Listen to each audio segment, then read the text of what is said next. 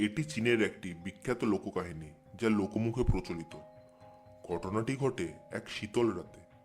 একটি bus number 375 চীনের Beijing শহরে শেষ বাস হিসেবে নির্দিষ্ট রুটে যাত্রা শুরু করে। সেই রাতে বাসে যাত্রীর সংখ্যা ছিল খুবই কম।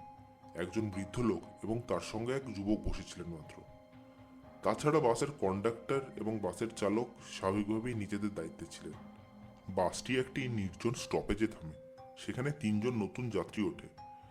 এই তিনজন যাত্রী ছিল খুবই অদ্ভুত চেহারার। তারা ছিল অত্যন্ত ফ্যাকাশে। তাদের পোশাকও ছিল পুরনো দিনের মতন। তারা কোনো কথা বলছিল না এবং তাদের চালচলনে অস্বাভাবিকতা ছিল। বাস চলতে শুরু করলে যুবকের মনোযোগ আকর্ষণ করে এই তিনজন ব্যক্তি। তাদের চেহারা, পোশাক এবং আচরণ এতটাই অস্বাভাবিক ছিল যে সে ভয় পেতে শুরু করে। কিছুক্ষণ পরে সেই যুবকটি সেই বৃদ্ধ লোককে নানা অজুহাতে বাস থেকে নেমে যেতে বলে। বৃদ্ধ লোকটি তখনও কিছুই বুঝতে পারছিলেন না যে এই যুবক কেন তাকে বাস থেকে বারবার নেমে যাওয়ার অনুরোধ করছেন।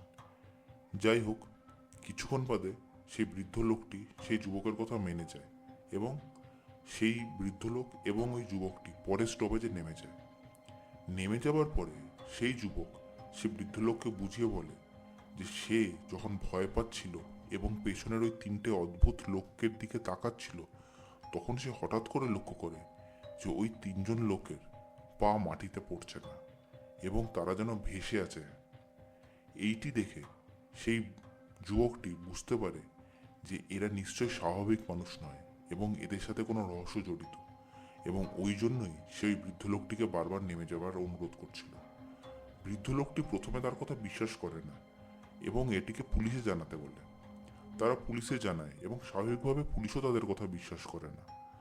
কিন্তু তারপরে সেই বাস নাম্বার 375 পরের দিন নিখোঁজ হয়ে যায় এবং কিছুদিন খোঁজ করার পর ওই বাসটিকে একটি হ্রদের তলায় পাওয়া যায়।